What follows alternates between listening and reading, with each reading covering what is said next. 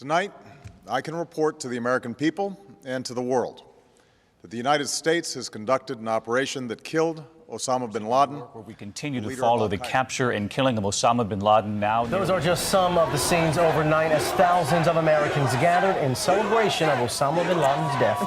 Former Navy SEAL Rob O'Neill says he has thought about the mission every day since that May Day in 2011. From multiple conversations you had with Rob O'Neill over the past year and a half, how'd you get access? And you described that his head kind of exploded when you hit him. I actually hit him 3 times because I shot him twice when he was standing and once on the ground. That is the fucking American badass right there. We are not going for fame and we are not going for bravado. We are going for the single mom who dropped her kids off at elementary school on a Tuesday morning, and then 45 minutes later she jumped to her death out of a skyscraper. If you need help, hang up and then dial your operator. I'm Rob O'Neill, and this is the Operator Podcast.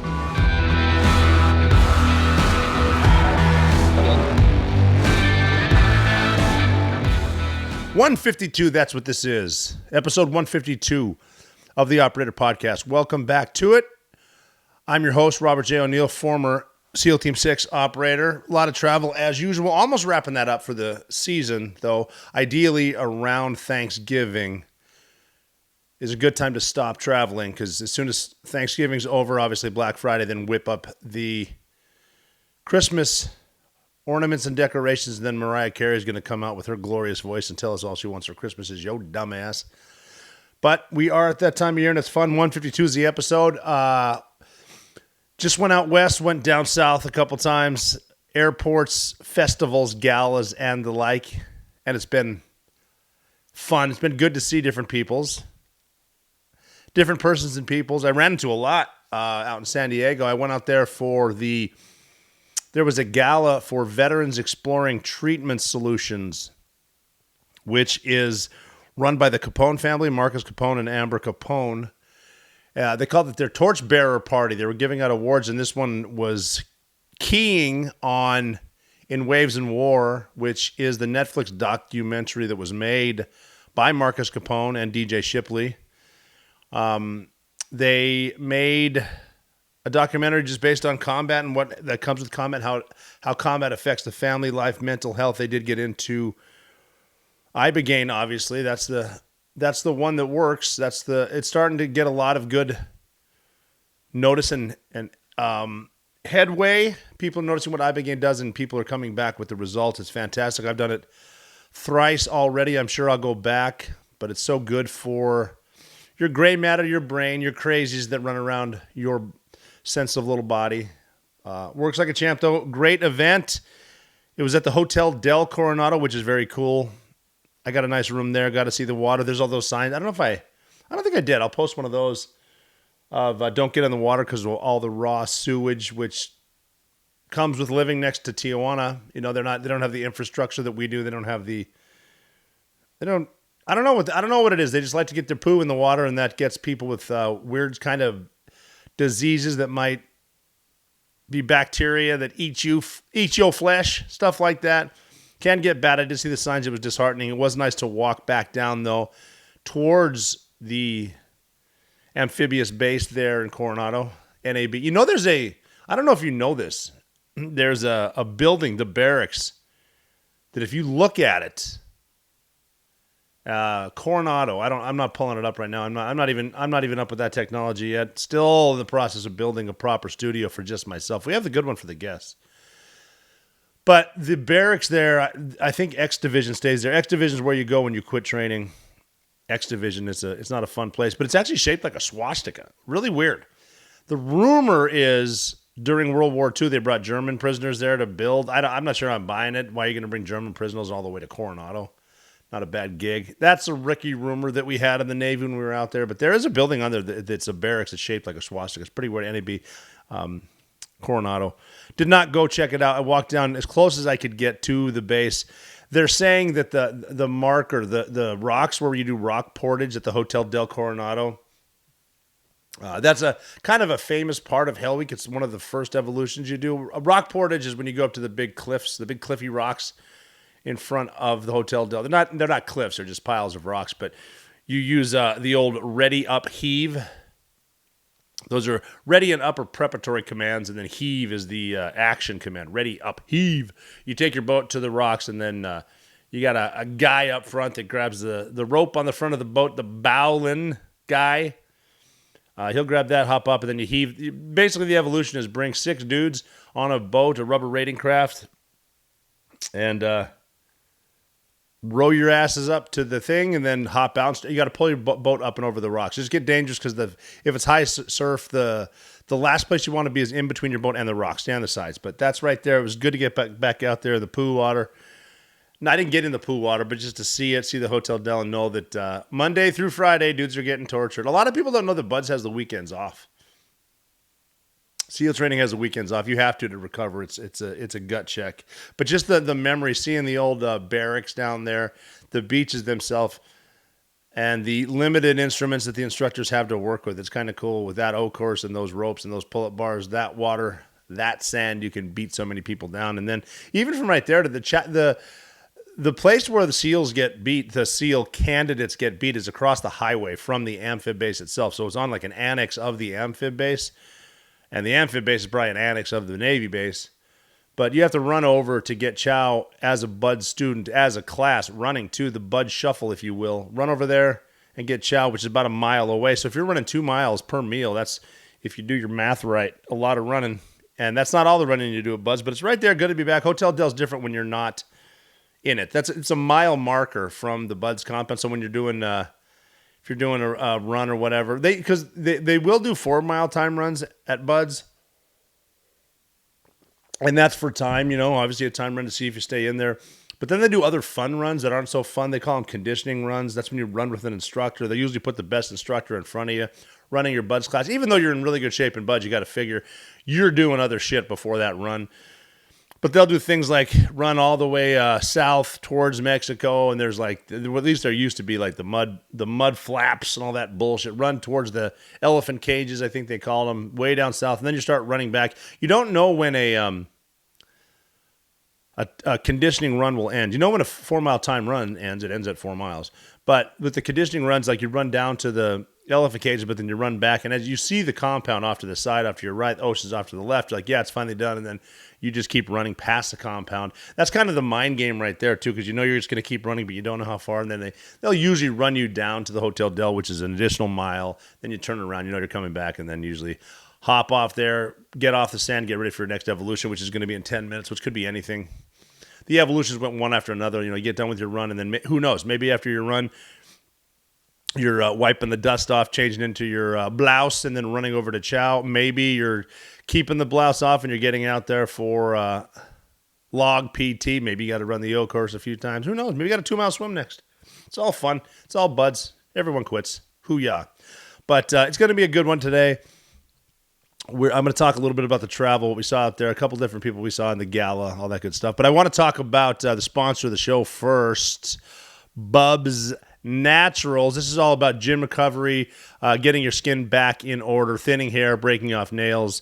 It sucks to get old, but it really doesn't have to, because that's where Bubs Naturals collagen peptides come in. Starting in your mid-20s, your body naturally produces less collagen every single year. And collagen is a protein that holds everything together. Collagen is the glue of your body, and it's going to help keep you feeling normal. With Bubs, you can help restore your collagen levels closer to what your body natural had in your youth. That means stronger joints, and you're going to have better hair and nails, smoother skin, faster recovery from everything. It's super easy to use. All you got to do is take Bubs, mix it with your coffee, your morning drink, your smoothie, your juice, because it's tasteless and odorless. It dissolves instantly. There's no clumps and none of that weird aftertaste stuff. And what makes Bubs truly different, the brand is a tribute to Glenn Bub Doherty, who's a former Navy SEAL. He's a national hero. He actually gave his life, one of the Benghazi guys in Libya. His call sign was Bub, and that's the kind of guy he was, who pushed for self-improvement and helped everyone around him. And that DNA is woven into the Bubs brand. So to honor him, Bubs donates 10% of all profits to charity, starting with the Glenn Doherty Memorial Foundation. And on top of that, Bubs is built to the highest standard. There's no junk, no sugar, no sweeteners or fillers. Third-party tested, which is always good, and it's NSF certified for sports, Whole30 approved, and sustainably sourced from grass-fed, pasture-raised cattle. It's trusted by over 100,000 customers and was named the best collagen of 2024 by Health.com. So, live better longer. For a limited time, only our listeners get 20% off at Bubs Naturals by using code THEOPERATOR at checkout. So the code is THEOPERATOR. Just head to bubsnaturals.com, BUBS naturals.com, and use code THEOPERATOR, and you're all set.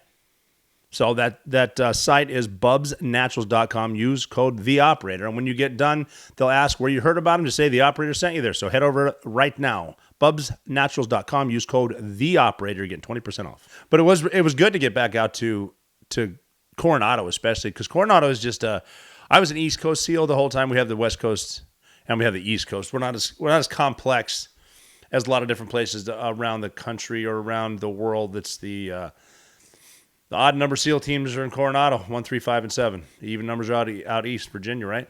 But it's cool. I was never at a West Coast team, but every SEAL has been to Coronado, obviously, which is awesome because that's something we all have in common. That we got our asses whooped out there on some really nice beaches. I did just this morning put a video up. So the video on at Mchooyah, MCHOOYAH, is of where we do the rock portage, and you can actually see it if you go out there. Rock portage is going to be, I want to say it's on Sunday night of Hell Week. So if you're there they do it practice. Sunday night of Hell Week is when you're doing your final training exercise. Don't break your back on Sunday night of Hell Week for obvious reasons. It just sucks and you're going to get rolled and then you got to do Hell Week again. Nobody gets rolled forward in buds unless you're a foreigner. Got to take care of them. I think we rolled 2 of our guys forward. Maybe the Greek dude made it through Hell Week. He might have. I know one of the petty officers from Singapore didn't. He quit on Wednesday, got pushed through. The other Singaporeans made it. The one dude wasn't particularly loved. He was in the Singaporean army, but he was from India, and he just had a different attitude. The Singaporean dudes were like just hard as woodpecker lips. They'd show up and petty officer O, didn't speak a lick of English, didn't learn English, didn't try to learn English the whole time, graduated, went through Hell Week the whole time. He was the dude we take to Tijuana on the weekends. Because if you haven't watched a Mexican with a full-on NBA whistle, 2 bottles of tequila shoving it down a Singaporean's throat while there's all kinds of wicked techno going around and Tijuana whatnot dancing around, working girls, you haven't lived. Was a trip, man. I don't know if you couldn't even tell if he was having a good time or a bad time because the only English he knew was his name, which is technically Singaporean. He could say, ow.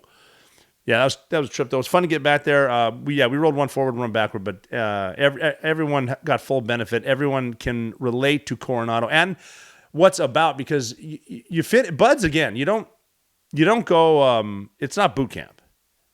And you are there all day just because you live there. When I went through, there was 2 barracks. There was one right by the grinder, right by where the command is, right by where the instructors are, basically right by where you don't want to be, out of sight, out of mind. If they don't see you, they won't beat you because they can't see you. So there's one right there. And then it used to be the older dudes. 2nd phase, 3rd phase would live at the other barracks that was across, past McDonald's and past whatever was there. A little more out of mind, but you're living over there, and then you get the beaches and stuff, and then you go into Coronado. You're going to run into instructors and stuff like that, but you're off every night, sleep in your own bed. At first, in the original barracks, there's 4 guys per room, so 2 bunk beds. Then we went down to 2 dudes per room, which is fun. It's like a college dorm. Plus, you're in a cool spot. Plus, you can walk down to Coronado. It's right there. Walk across the Strand to the base, the small NEX, the Navy Exchange for everyday low prices, the Chow Hall. Then you go left into Coronado or right down to Imperial Beach. It was good going into Coronado. I used to love that place. There was a restaurant there, Marie Callender's. I'm sure you heard of her. We'd go there a lot. I went there actually the Saturday after Hell Week with my parents. Just a good spot. Good spot to go, great food. It's not there. They're building something else there. There's a restaurant below. It used to be a 2-parter. Now down below, it looked like there was a restaurant. Up top, they're going to build something else. But it's a good spot on a good intersection right by heading towards the beach access. That was gone, though. There was also a place called Island Pasta. I got a video of that. They closed after something like 32 years. That was a Coronado staple. And Bud Studs used to go into there. It was funny back in the day when I was 19 or 20 or whatever, 20 I think. I checked into Buds at 19. I went through Buds at 20. But going like to Island Pasta with my Buds guys, fresh in the Navy, it was always funny how they could tell they were Bud students, and it went over my head because how do they know it's us? Well, you're in good shape, you're skinny, you're scared, and you've got a bald fucking head. You're a Bud student. They know that. Don't try to pull that SEAL shit, especially right across the street is McPee's. Cool to see that place. I didn't go in for a burger. I wanted to, just didn't have the time. I walked past it, McPee's. I just, checked it out, whatnot. Walked by Danny's. I think the closest bar to the Double Douche in Roadhouse is Danny's. It's a great spot, but it's more of a memorial for the fallen. The West Coast SEAL teams are right there. Dudes going to Danny's, and young SEALs like to throw down. If you're missing your brothers, go in there, throw down. You can also get thrown out. You can throw someone out. You can do all kinds of stuff at Danny's. But I walked past there. Island Pasta was closed. Marie Callender's was closed. Bull Shirts. Bull Shirts was a place that was famous for, it was a family-run apparel store, and they were famous for selling Bud's Class T-shirts and SEAL Team T-shirts. What did ours say? 208. Pain, cold, hell, been there, done that. And I guess you could go in there. I did it once, actually, where you could go in and give them your Bud's Class. They were actually one of the few places that had a ledger on who went to Bud's, what your class was. You could actually reorder your Bud's Class. I'm going to try to do that. I was in Bud's Class 208, which is the last hard class, even though they filmed like 234 on TV. There was a Bud's Class 2 that didn't finish Hell Week. They don't like talking about that one. I could actually tell you who was in it. I forget which class. I don't think it was 234 because 234 was the one that was on the TV show, I'm pretty sure. But there was one near that someone made a cute comment on Wednesday, and then they secured him on Wednesday. So no full benefit. Torn between that. Everybody should go to Friday, but hey, did they get the job done? Technically. Did they get tridents? Technically. That's not my fucking problem. So it is what it is. But seeing that place is, you know what I like about it too, because I did see some Buds guys out in town. I did see some West Coast guys wandering around all cool and stuff. I was there on a Saturday and a Sunday. So the guys were off. You do get weekends off, like I mentioned earlier, which you need for recovery.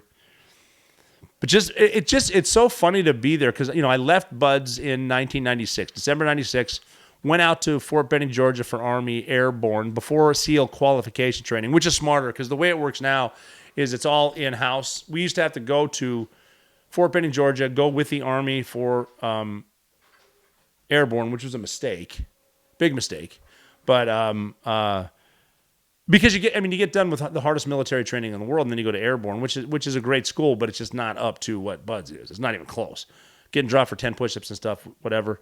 But I don't think people even learn anything at Buds. I mean, we did diving. You learn some diving. You learn how to get your ass whooped. You learn how to run in soft sand. You learn how to do push-ups. A lot of them, thousands of them a day. You learn a little bit about diving. Now, I guess you do get your good base of diving for open circuit, closed circuit. So bubbleless.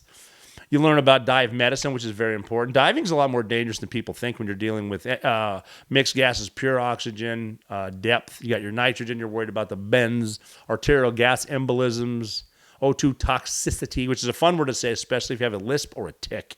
That one will fucking blow your skirt up. But then I guess in land warfare, you do learn some demo. You learn sort of. They teach you how to calculate non-electric fuses, shit like that, which is a fun calc you should know. Electric stuff, bombs. You get to shoot belt-fed machine guns for the first time. I guess it's cool. We shot MP5s for the first time. We felt baller with MP5s because anyone can shoot an MP5. HK makes a good product. But then I remember just being out there looking at the beach. I remember the day, because Buds is so hard that I remember having a past. I don't have a future. We just got back from San Clemente Island, and I could see San Clemente Island the Sunday morning. It was a clear day. You could see San Catalina and San Clemente, which is a great white shark breeding ground. Very, very nice water out there. Very, very polite sharks. No one's been eaten out there as of this recording.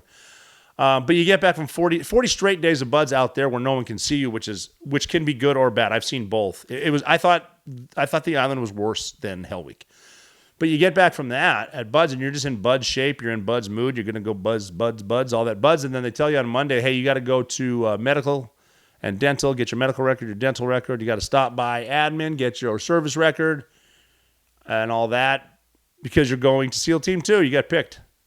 And that's scary because I don't know what to do. I don't know what to do. But drove out, and then got to that was my last time at Coronado as a sailor. I did go out there once in a while. We did go out to San Clemente Island once as a platoon. I'd love to get back out there. Beautiful compound, a lot of fun. Great bugging if you can. I don't think grabbing lobsters is legal, but if the Forest Service wants to swim out in those waters, come find me.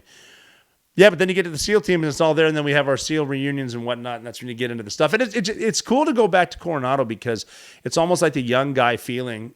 Graduating BUD/S, I had no idea what life was going to bring. I knew I made it through BUD/S, which is great. Pre 9/11, though, what are you going to do? Young kid, 20 years old, heading out east, which is fun. Think about how much fun that is, though, if you can do that. Like you can do. If you're listening to me right now and you're a young man or a young woman, you can go do that right now. You can go on an adventure, and it's paid for. It's hard, but it's cool. You learn how to ask questions. You learn how to shoot guns. You get to travel. Join the Marine Corps. Get a load of this. You get to meet Marines, hang out with them, be a Marine. That's cool as shit. Be a sailor. That's awesome.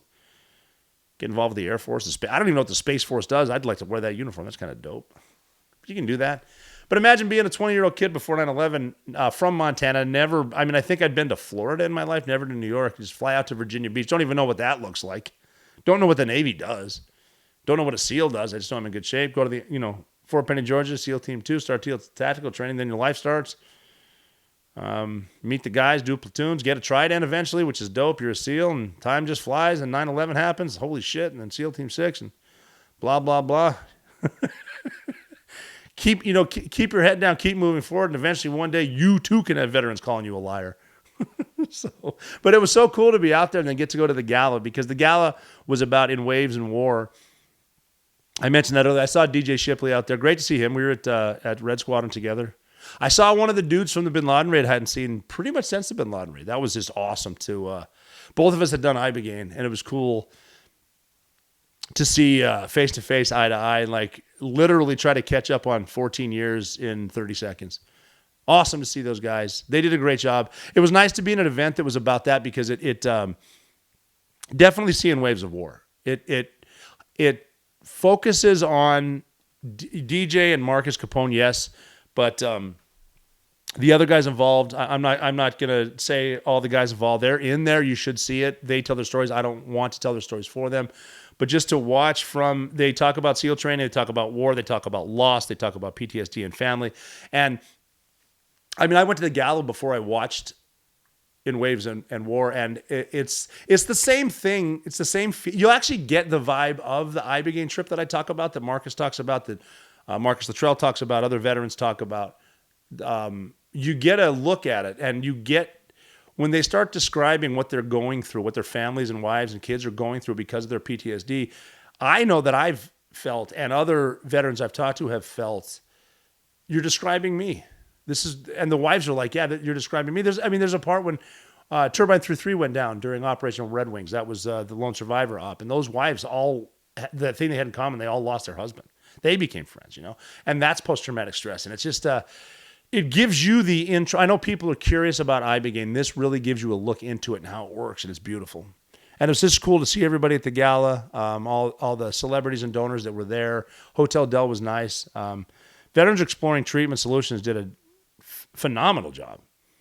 They're the group that sponsors veterans to go to Mexico with Ambio Life Sciences and do the Ibogaine treatment, 5-MeO-DMT, Reiki, all that stuff that I've talked about. Ambio Life Sciences, they're the ones behind it. They have the houses, they have the medicine, they have the medical staff that administers it. But I just go watch that documentary In Waves and War and just get a feel for it's so cool to see the other side of it. These break glass in case of war guys, but they have a human side. It goes in with family battles. The kids scared of their dads because of the PTSD. Really serious stuff, and it's a really. Ibogaine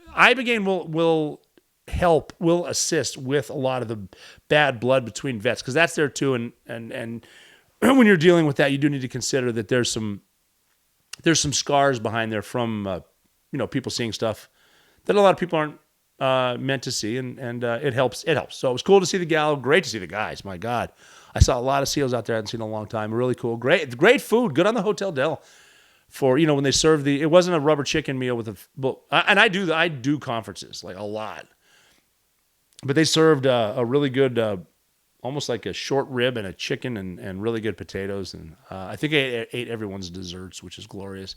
Now, I hit a cigar shop in Coronado, too. I'm learning how to properly fit a pipe, like a tobacco pipe. I know the weed ones. Those aren't hard. But a tobacco pipe is kind of cool. But that was Coronado. I flew out there on JetBlue. When I leave New York or go to New York from Southern California, JetBlue's got a nice, this is not an ad. This is just solid advice if you don't travel.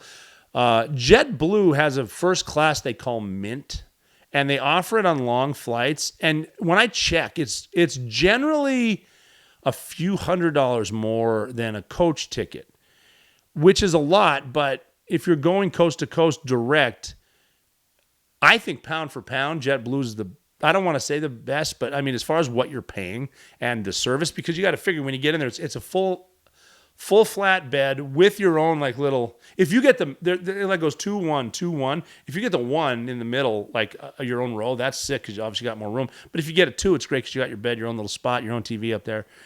They give you the menu and your choice, like, because normally on a flight, you're getting maybe some shitty, like peanuts. They don't give it anymore because somebody's got an allergy.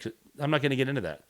But, they have really good cookies too on JetBlue Mint. But they give you a menu with an option, pick 3 of 4 entrees, and they're going to bring you all of your entrees. So on a 5-hour flight, it's nice to get 3 meals, a couple sodas, watch your documentary, play chess, whatever there is. But I flew out and back, so that's always nice to get there. San Diego's going to get back to work, and here we are.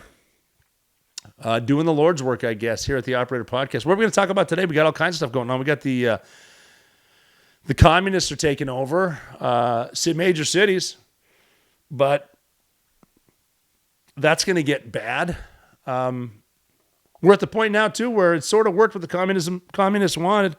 They told us they were going to take the schools, and they did. Now that we got a country full of victims, the old good times, soft man, hard man, good times speech. You know what it is. I've said it before. I'm not going to get into it. But right now, there's some soft men out there because we've provided them with really, really good times. Everyone's entitled. It's where we're at, man. So I'm going to take a second here to talk about Hexclad, the sponsor of the show, because I'm not sure if this is a technical term, but I'd love to flash boil some stuff that I use, and I can do it with Hexclad. I love to get in the kitchen. The holiday season is here, and that is where it all goes down in the kitchen. You're going to have games. You got big roasts. You got all kinds of desserts. You got people over, holiday stuff. And if your current pans panic at high heat and stuff with the potential to burn or stick, you got to upgrade. And that's where Hexclad comes in. This cookware is as serious about performance as you are about proving you can carve the holiday turkey. These pans give you the perfect sear. They're ridiculously durable. You can clean them up so easy without the babysitting. Stainless steel strength, toxic-free, non-stick convenience, and they look really, really good. They're so cool hanging on your up above your stove where you have all your whatnot. Hexclad 6-piece and 12-piece sets are the ultimate gift for yourself or for your home, whoever cooks in the kitchen, the home chef in your life. Whenever you're starting fresh or going big, these bundles cover every dish, every craving, every holiday spread. Plus, every Hexclad product comes with a lifetime warranty. And that's awesome right now, especially considering prices of some stuff. This is going to last you forever.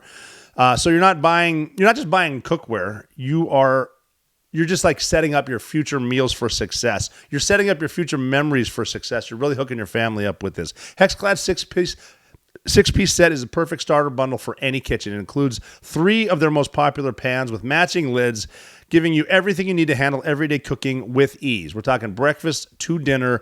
The pans deliver pro-level performance, effortless cleanup, and durability that lasts for a lifetime. Hexclad's 12-piece set is the ultimate all-in-one cookware upgrade with 3 versatile pans, 2 saucepans, and a family-sized stock pot, each with its own lid. You'll have every tool you need to cook for a crowd or master any recipe. And if you're not getting into cooking, you should, and these pans are awesome. They're high speed. They're going to make you look great. They're going to make you want to get into more recipes, cook more intriguing meals for your friends and families. Or I like to cook for myself sometimes and just do the whole how it started, how it ended type stuff. But for a limited time, the best pans in the world here, Hexclad, are having a massive Black Friday sale. So head to hexclad.com, HEXCLAD.com, hexclad.com, and get up to 52% off. Are you kidding me? This is by far the biggest discount they've given all year. So that's hexclad.com for 52% off. Go make yourself look good, taste good, all that good stuff. And they're going to ask you why you're there. Say the operator sent you over for the best pans in the world. Hexclad.com, 52% off. You kidding me? And this is something fun to get into just because I've been noticing this too, because I like to use AI for a bunch of different stuff. Traveling, it's fun to mess around with videos and pictures and see what you can create. And obviously a lot of old fogies like myself can just use AI for, use it as Google. And even Google will say it's sponsored by AI, but we're starting to see the problems that we knew would happen because there's always an agenda behind everything, including algorithms that are involved with AI and your social media and whatnot, stuff like that. But it's lying to us. I don't know if you notice. I don't know if you care. And the good thing is we're in a spot where hopefully your professor went through college with AI and he doesn't know any difference either. So we're all just going to turn into idiocracy, which we're getting close to. But a Deakin University study of mental health literature reviews found that ChatGPT fabricated roughly 1 in 5 academic citations, with more than half of all citations, 56%, that is more than half, being either fake or containing errors. The AI's accuracy varied dramatically by topic. Depression citations were 94% real, while binge eating disorders or body dysmorphic disorder saw fabrication rates near 30%, suggesting less studied subjects face higher risks. This is crazy. Fabricated citations. And we're talking about 64% linked to real but completely unrelated papers. These are citations they're giving in papers they're writing for you. It's like, yeah, these are real citations, but they had nothing to do with it. Mental health researchers using AI tools need to verify each citation manually. So what they're saying is, yeah, we're going to give you this, but you better verify it. Mental health researchers relying on ChatGPT to speed up their work should take note of an unsettling finding from Australian researchers. The AI chatbots get citations wrong or just invents them outright more than half the time. So they're going to tell you what's what. Who knows if it's real, but at least their sources are fake. Oh, man, is this the dumbing down of us? Is this what's happening when we rely on our machines to tell us everything? Is this when we get run over by buses in the cities because the machine sign says to walk, so you walk staring at your machine, and the bus driver staring at his machine, and he runs your ass over, and then people walk through your guts because they're staring at their machines? And it doesn't really matter about your machines because they're lying to you too. Maybe it is the whole own nothing and be happy. Maybe we'll just be happy because there's just a lot of shit that goes on that I'm not a big believer in need to know, and you don't need to know, but there's some shit we probably just don't need to know. I mean, it seems like some stuff's changing, but even Elon Musk coming out of DC saying this thing is unfixable because the amount of corruption in this government, and it's sad too to start to realize how corrupt this country is. Man, we were raised thinking how great we were. You know, I mean, apple pie's still good, but what the hell else is going on too? What are you paying taxes for? Watching all these foreigners come in, just paying for them, paying for their hotels, paying for their food, paying for their crap. I mean, I was talking to one of my buddies who I work with still, who I actually met him the first time, Kirk Baker, at the 9/11 memorial when I was giving one of my very first interviews. So this had to be 2015, maybe.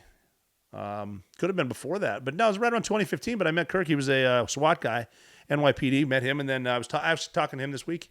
We're just doing some work together, and he was telling me one of the things he did during NYPD days was be a social worker behind a desk, and he was saying the corruption with the EBT system is just sick.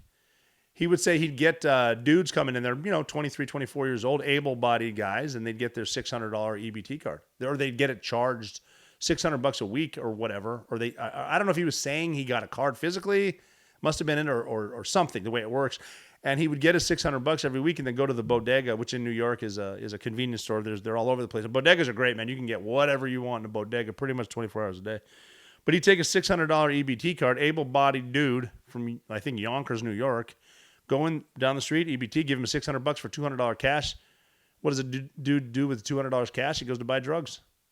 Buys drugs. What is it? Well, what are you saying? He's not going to eat? Sure he is. He's going to steal anything he needs to eat. or just ask for money. When you're giving dudes money or they're getting cash, they're buying drugs. So that's a big scam, and I think they're spending more on that than anything. So that's it's interesting to see that stuff too. And then so you got that fraud. Fraud's everywhere is what I'm getting at in the government, everywhere. I mean, the stuff that we send overseas, we saw what happened with USAID. I'm wondering why good working Americans even pay taxes anymore, because you're getting taxed on everything you buy. Gas prices are high, like in California, because the tax on them is so high. California's fucked. They tax everything. Property tax, death tax. Property tax is proof you can't own anything. You don't even own your car. When you register it, you're paying tax. Tax, property tax. And then you got these clowns coming in, don't respect the flag, don't respect the country, don't respect the men and women who died for this, and then they expect free shit and we give it to them. We whine about it. It's nonsense. And it's bad. And then you got ChatGPT lying. All the stuff's fake. Oh, it's crazy. I mean, so Mamdani is going to be the mayor of the communist jihadi mayor in New York, and he never had a job. Well, never had a job. Owns land in a different country, born in a different country, mayor of New York. Used to be the capital of American wealth. They're all moving. They're all leaving. Wall Street's leaving. They're going to Texas. Enough of this shit. The problem is with what's going to happen to New York, because I do not want anything in this country to fail, but I'm realistic too. I don't like these call to prayer mosques spreading all over the country. That's not good. I don't like people not assimilating, and they're not even. Not only are they not assimilating, they're bragging how they don't need to assimilate. And then and I tweeted out a couple days ago, maybe yesterday, something about, because they come in here and they tell us our dogs are filthy. Our dogs are not filthy. Our dogs are better than us. And they come in here saying just stay home. Don't come here. It's bad mouthing dogs. Come on, left and right. You should be able to, well, not the far left. You're lunatics, but. People coming in telling us what's what. Call to prayer now. It's happening. A lot of Muslim mayors were just elected, and that's just a different style, man. Don't lie to yourself. Dudes rolling in to Western countries with 3 wives. Each wife has kids and is pregnant all the time. Each wife has their own place, their own apartment, their own flat, their own hotel room, and they can say their husband's not around because he's with their other wives. They're all raising kids. Think about this. One dude, 3 wives. Each wife has, let's be conservative, say it has a minimum of 5 kids each. 15 new kids going to that same mosque, moving in.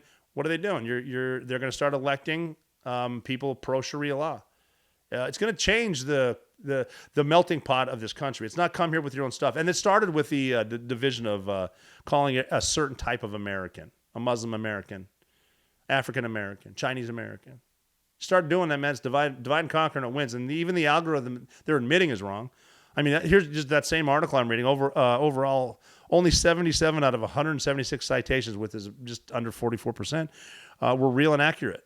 That means 56.2% of when they're saying their sources, where they got their information, they were fabricated. 56.2% were fabricated or contained errors.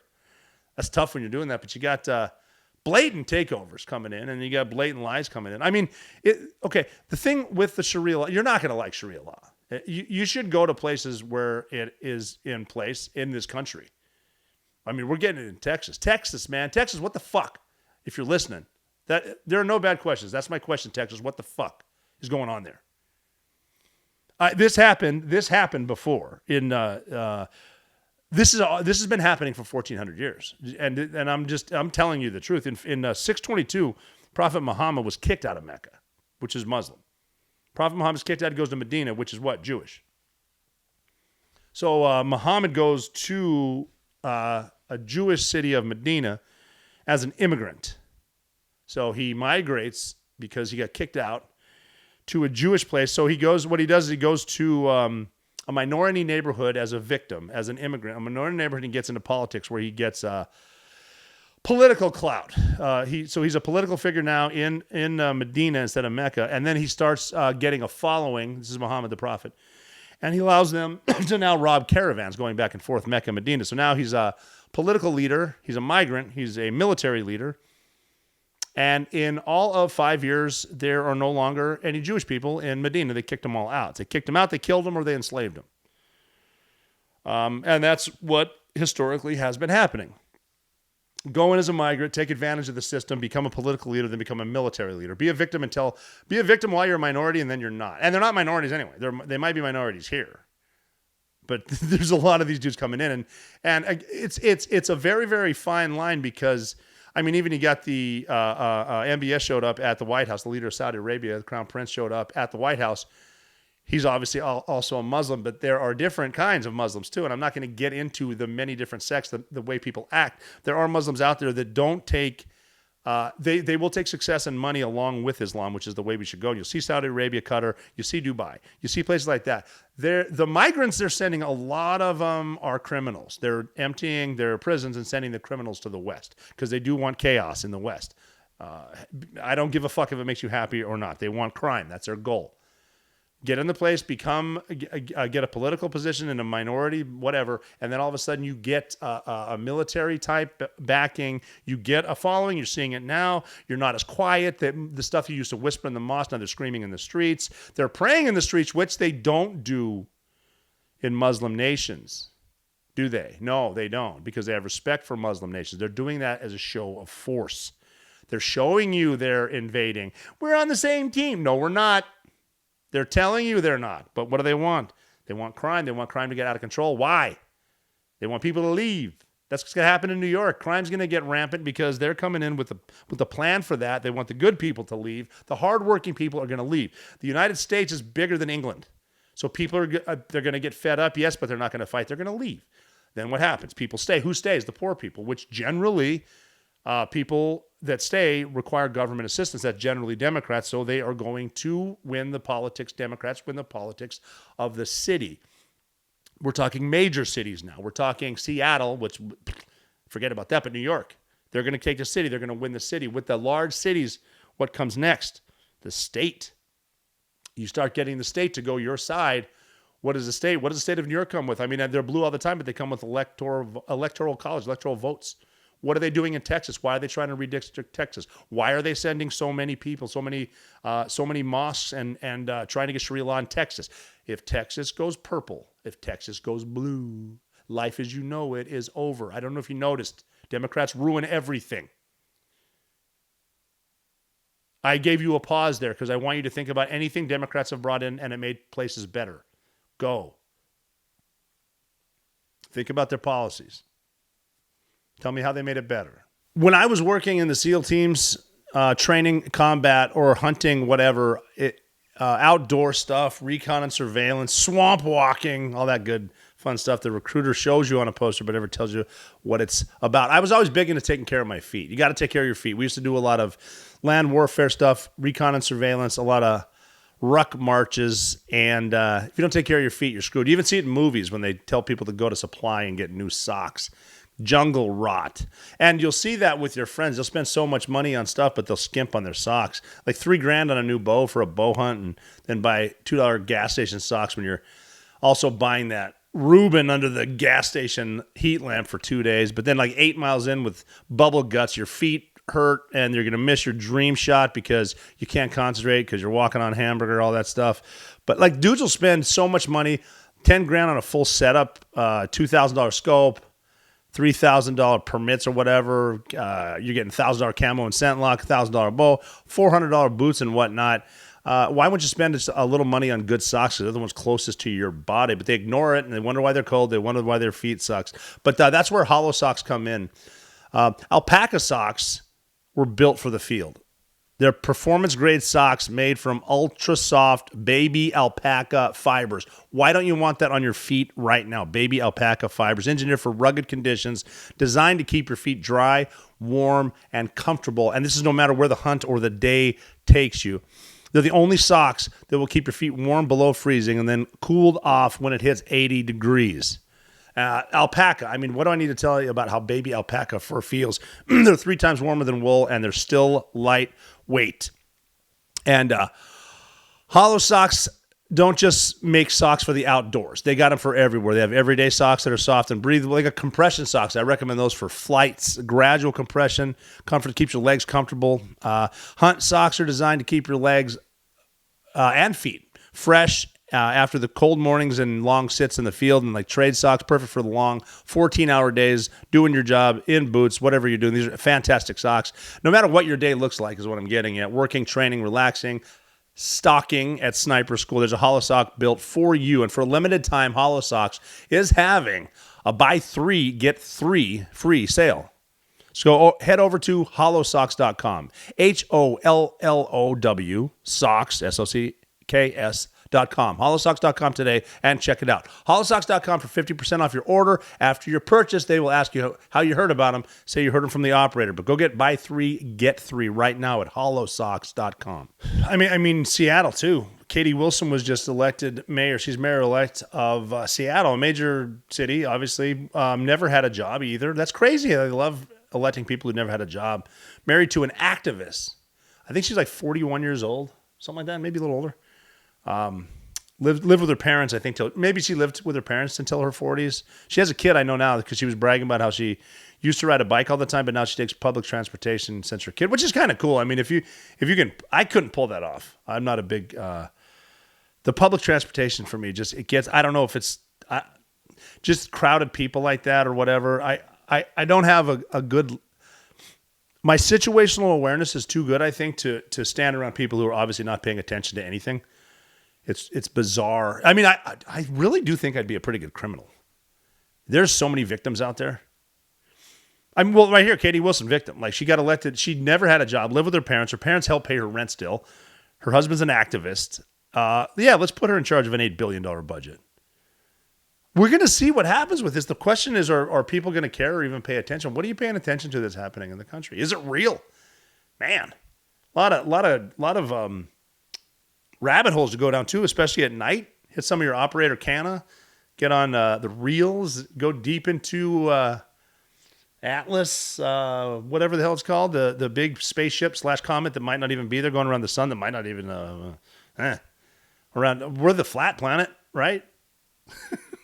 What's even real? It's just crazy though. Up in Dearborn, Michigan. I mean, Michigan and Minnesota are cooked pretty much too. And the thing too with the jihadis coming in is Americans are just leaving, but that's not. Eventually, you're going to have to stop. What's going on in England too is scary, because I know. Well, the Brits used to fight.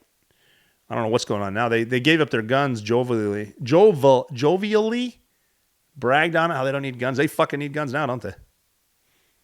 No, it's too bad. I'm not able to. I actually can't go back to England. Not because I've been told, but I just won't. I've said stuff about England that would probably get me in prison, because that's what they're doing now with posts. It's crazy, but that's it. They're moving around. The midterms are coming. That should be good. The thing about Seattle though, it's going to be fun to watch too, is I think, because with New York, I think that Donald Trump is going to pull, the administration is going to pull funding, which I think a third of the budget in New York.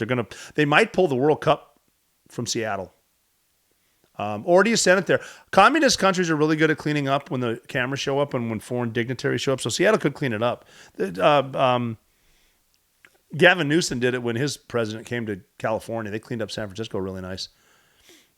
Made it look Chinese flags, not American, by God. And around New York too, you're still seeing a lot of Ukrainian flags instead of American flags.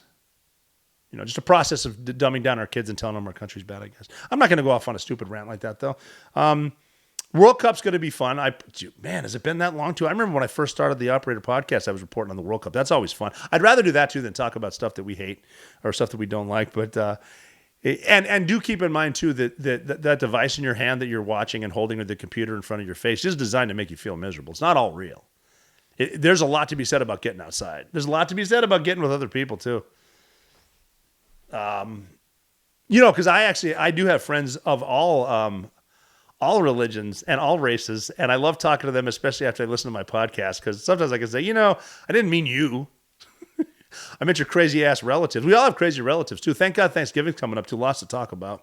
That'll be good. Blowing up drug boats, killing innocent fishermen that are going 90 miles an hour on the water with drugs in their boats to catch fish, because everyone knows if you've been following the media, sharks in the Gulf of America love cocaine.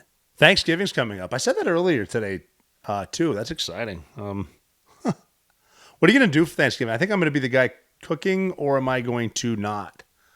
I love to do a good turkey. I love that. That's another good thing about the internet and why it was invented, to give you good recipes. I love getting a good recipe and just building it like they do on the World Wide Web, because a lot of times it turns out perfect and you seem like an animal. Also, a crock pot. Man, if you start Googling good crock pot recipes, You could throw that bad boy in, like what, 5 minutes prep time, turn it on, leave the house for a few hours, come back to deliciousness.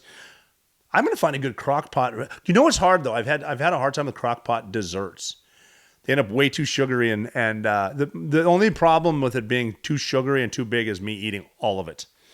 But yeah, that's neither here nor there. Food's on my mind right now. I don't know why, but on my travels, I mentioned a lot of stuff as far as a lot of these politicians and whatnot start 501c3s, which are charities, foundations, and whatnot. And I've seen a lot, like just with the tax code and whatnot, how much money can be laundered by foundations. There's one foundation in particular I'm thinking about, and if you think about what foundation I'm thinking about, you might know what I'm talking about. A lot of money comes in, not a lot comes out.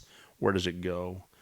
But yeah, I was thinking about those and why people are always involved with them. But in my studies and like research for finding stuff out and how money gets moved, because that is a good question. I've dealt with cash before. I've had big winnings at poker tables, casinos with cash and stuff like that too. Big losses. Always remember that too. If you get to a point where your accountants or your TurboTax needs to get involved, pay attention to your losses also and your gains. I've gone in before cocky as hell. Like I remember one time we went to Vegas. Kid Rock had a show on a Saturday night. And I had a speech the following morning. So we're out at the one of the hotels in Vegas. You've seen them; they're out there. And he was not there yet. So the dude said, like, just sit down in the. So where we're checking in is like the suite check-in, like the VIP started check-in. Not me; it's because I'm with Bob. I will be with Bob. But he said, just go play one of the machines while you're waiting on him. So I went over, and it happens to be in the high limit room, so it's like whatever. Fine. So I like put in 100 in a Wheel of Fortune, which is the best slot machine in the world, cranked that down and hit for 10 G's, which is great. I mean, this is a couple years ago, so don't hate on me. It just happened to hit it. And then when you hit 10 grand at a casino, then they bring out the paperwork. You get your little tax thing and you sign it off and whatever. And then obviously you tell the IRS, well, I lost all that and 10,000 more, but here's the documentation for that. But I was looking about ways to move cash, and I found this. This is such a cool story. There's just because like artwork is obviously money laundering. Nobody pays that much for art. Be honest. There was in 2013 I found this a painting. I think it's called the Onement 6 or the One Mint. It's spelled O-N-E-M-E-N-T. One Mint, Onement. I'm definitely saying it wrong. But the Onement 6 sold for $43.84 million. Okay, that's a painting. What was on the canvas, do you ask? It was a blue painting with a single line, a single white line. Blue canvas, nice deep blue, single white line. Who in their right mind would pay $43 million for that? For something you could make that for $30 if you went down to the hardware store. But here's how it works. A millionaire, get a load of this. A millionaire makes $43 million in 2022. He hires an artist to create a masterpiece. So he hires an artist to create a masterpiece for $25,000. The artist paints one line on the canvas. Then the millionaire has this canvas he paid the guy $25K for, calls in a friend who happens to be an art appraiser. The appraiser declares the one he just paid 25 grand for an artist to create the one line thing. His buddy, the appraiser, says that's worth $43 million. So the millionaire then donates that to a museum, and he receives what? Tax deduction for $43 million because he just donated a $43 million painting that he paid $25,000 for. So that donates to the museum. He receives the tax deduction. Doesn't pay a cent in taxes that year because he just lost $43 million in a donation. So then you walk into that museum and you say, okay, this is dumb. It's just a line. But the person next to you who's smart says, you don't understand. This is art. But it's not art. It's money laundering. When someone tells you it's art, no, it's not. It's a tax loophole. I need to get in the art game. This is how you stick it to the rich. This is what the rich people do. So we need to think about that. Who's an artist out there? More important, who's an appraiser? I need to find an appraiser. I can find one in New York somewhere.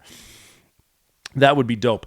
But before we do a couple more things, we do obviously have to do this day in history because this is a really good one. On this day in history, this is going to be November 19th.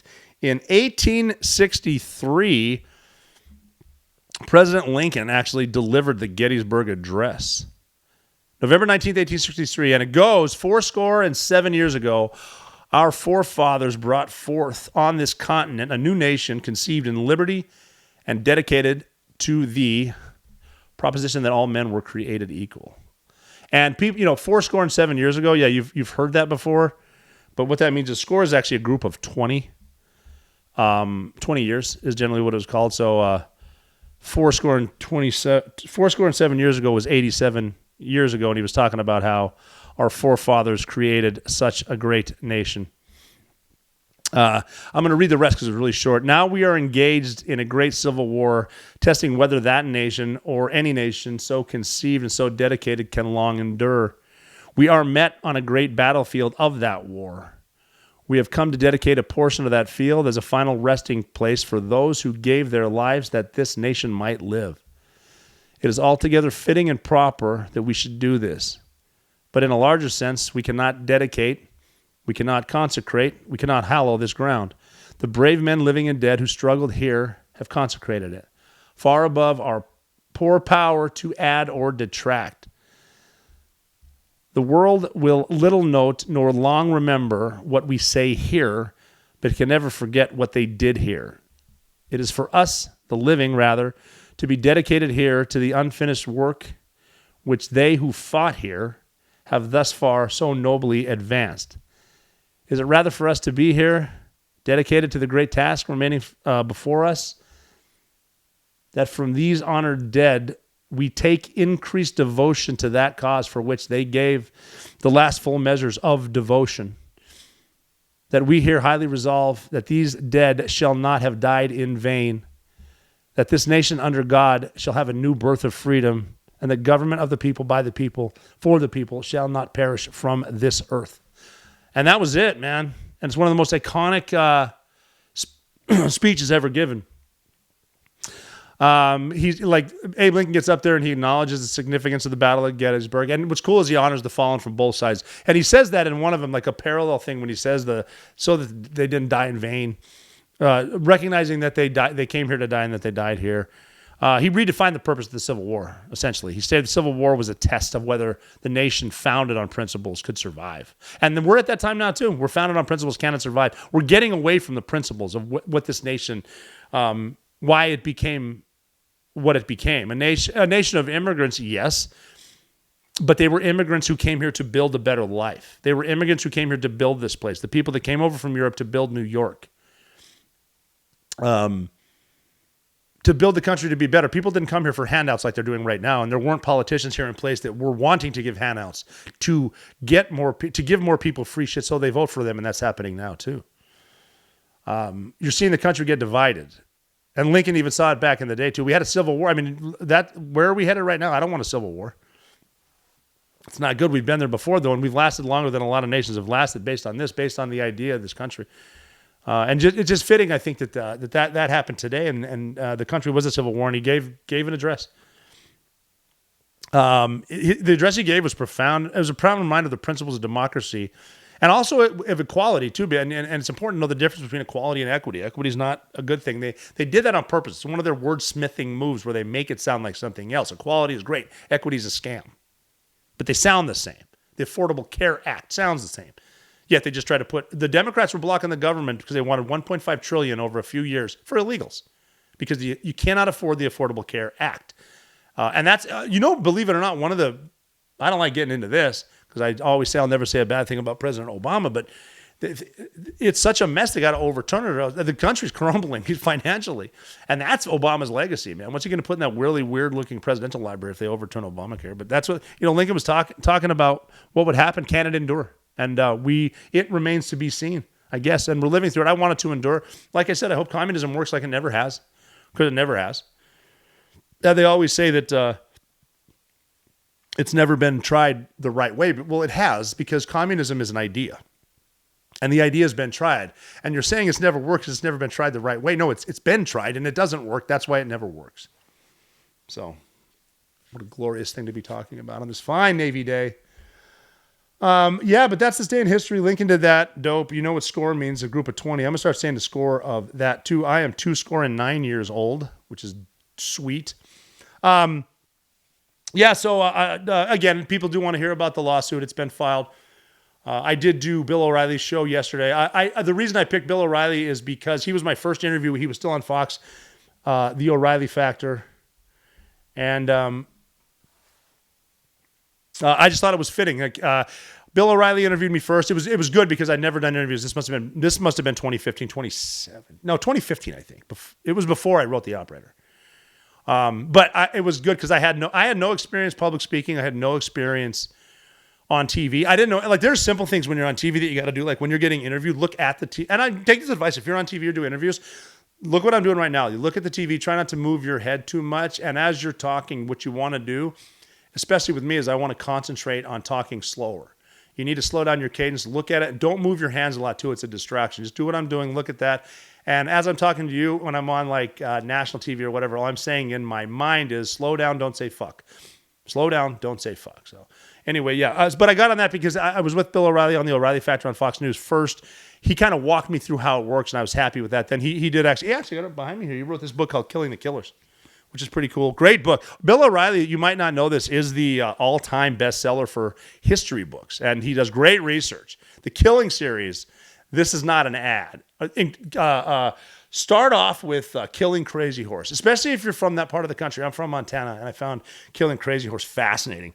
But Killing the Killers is about when the nation killed the killers, to include Osama bin Laden. I'm actually mentioned by name on page 16 as killing bin Laden because he's written so many history books and he does his research. He's got one of the best research teams in the world.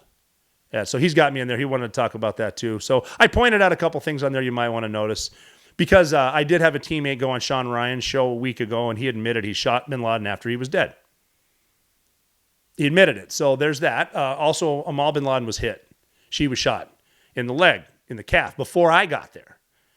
And I'm just filling in holes for you, all you Monday morning quarterbacks there, because the big thing that people are talking about is the after-action report. I hear about the after-action report.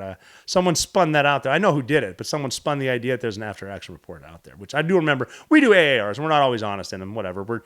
We're telling the officer that we're reporting to, especially if it's on tape, that this is what happened, and I'll report that. No problem. But in the after-action report, we didn't mention that we shot Amal.